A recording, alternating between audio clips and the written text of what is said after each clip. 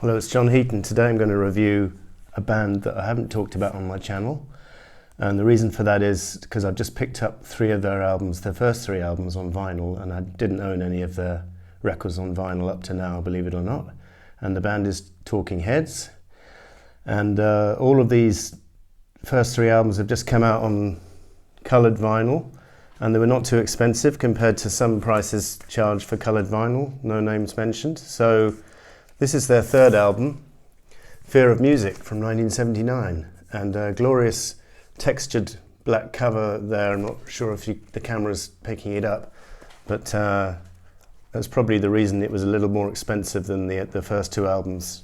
But a very bleak cover and actually quite reflective of what's in here. It's quite a dark album, and it's got a lot of humour as well. And actually, come to think of it, it's quite an appropriate album to be listening to during this COVID crisis, because a lot of the words are quite paranoid and about, life during wartime is one of the songs, and there's one song about complaining about the air being bad for you, and so it's all kinds of references there to COVID, but this album is 41 years old, so came out on August the 3rd, 1979, and it was the second album featuring Brian Eno helping out with the production, and they were to do three albums together, more songs about buildings and food, this one and Remain in Light.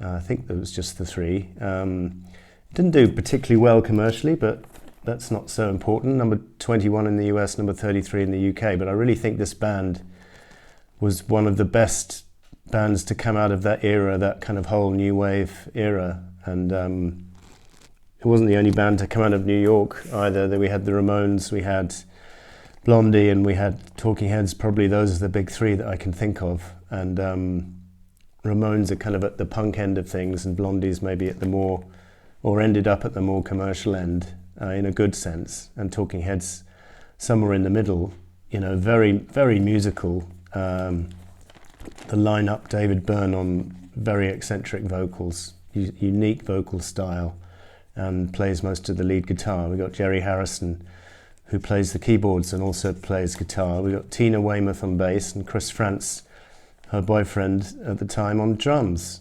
And they didn't have a bass player, and so they persuaded Tina to learn the bass, and David Byrne apparently helped with the lessons. And considering she's quite a late self-taught player or late starter on the bass, her style is amazing, totally unique.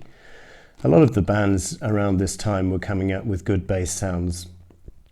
I think one can think of Specials and Madness around this time.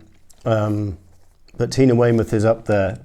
I've just been, a few years ago, I think it was 2002, they were initiated into the Hall of Fame. So because they split up in 91, then they came back together for that ceremony, performed three songs, including Life During Wartime from this album, I think. But then they went their separate ways again. David Byrne said there was bad blood between them, but Tina has complained about David Byrne over the years and said he's incapable of returning friendship and doesn't love the rest of the band. So it's a bit sad that they seem to have fallen out with each other, or Byrne seems to have fallen out with the other three. I think the other three are quite tight. But anyway, this was during happier times, and this album was actually demoed in Chris and Tina's loft, which I think was somewhere in New York State, and then they took it into the studio after the songs had already been kind of developed, and they recorded it partially at the Hit Factory in New York, which is exactly where Lennon recorded Double Fantasy the following year. So that's quite interesting. As I say, the words on this album are particularly disturbing stroke amusing, good mixture of the two. We've got, and then, I'll just go through some of the tracks. We've got tracks are not listed on here, so I'll have to remember them from the top of my head. Mind is the second track after the slightly strange opening track, which is called I Zimbra, with this nonsensical words, or I don't understand what they mean, maybe they mean something. That's quite an interesting track. Robert Fripp contributes some nice guitar to that opening track, but I think Man is an improvement on that opening track, and it's got a particularly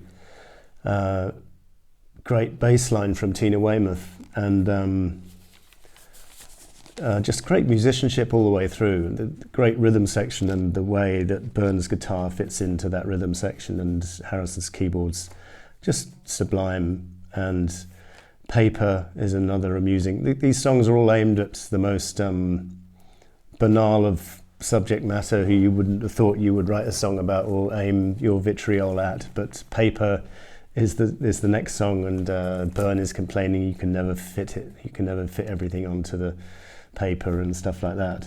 It's quite amusing. And then we've got cities. Find a city for me to live in. London, a small city, which is not actually. It's dark in the daytime. The people sleep in the daytime if they want to. It's quite foreboding, that track, and similar to the subject matter of the life during wartime. The next song, This Ain't No Party, This Ain't No Disco, and I think he name checks a couple of New York discos like the Mud, I think it's called, and CBGB. So they are name checked on that song. And then my favourite line on the whole album is I've got some peanut butter. I've got some groceries and some peanut butter to last me a few days. I love the idea of stocking up and barricading oneself in a house during wartime and having endless supplies of peanut butter to keep you going. I think that's pretty amusing. So that's a great song. I remember the Rolling Stone review said that was the least impressive song on the album, but I disagree. I think it's one of the strongest, and I think time has shown that to be one of their greatest tracks. Memories Can't Wait is another brilliant track. There's really not a weak link on the whole album.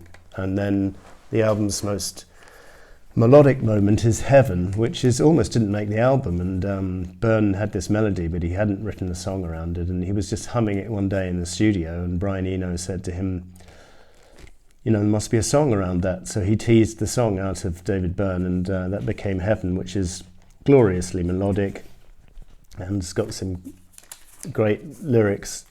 Heaven is a place where nothing ever happens. Which reminded me of Leonard Cohen's line from, I think it's Closing Time, when he says, as dead as heaven on a Saturday night. It's kind of a similar line there. But anyway, as I say, the best melody on the album, great musicianship again from the whole band. So then I'll just show you the sleeve, because this is on nice silver vinyl actually, although the ink has run a little bit, unfortunately, if you can see that. That's not too bad actually. It's just a little bit imperfect in the leakage there. But so I've covered all those songs. Animals is another hilarious song. I mean, how can you take out your frustration in life on the poor animals like your dog or your cat? But David Byrne does, and animals don't know what a joke is.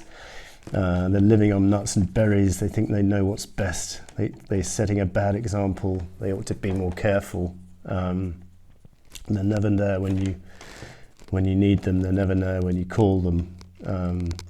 It's a hilarious song. And then we've got Electric Guitar, which is again a paranoid song about how someone's controlling electric guitar, and never listen to electric guitar, which doesn't mean listen as in listen to the music, but maybe don't listen to the instrument because it's trying to tell you something, or it's a bit far out, as is the whole album really, but it's wonderfully far out and wonderfully eccentric and brilliant lyrics. And this band really is, the first four albums I think they could do virtually no wrong, and I've got some of the later stuff and it's not bad, but I think the albums up until including Remain in Light are my top 4. And then we've got the song Drugs to end the album, which is a very atmospheric song with some good use of instrumentation and some nice keyboards in it, very atmospheric. And there's some weird guitars at the end. So again, I'm not quite sure what the words are about, and I'm not quite sure how much the band were into pharmaceuticals, but I'm guessing it wasn't unknown to them.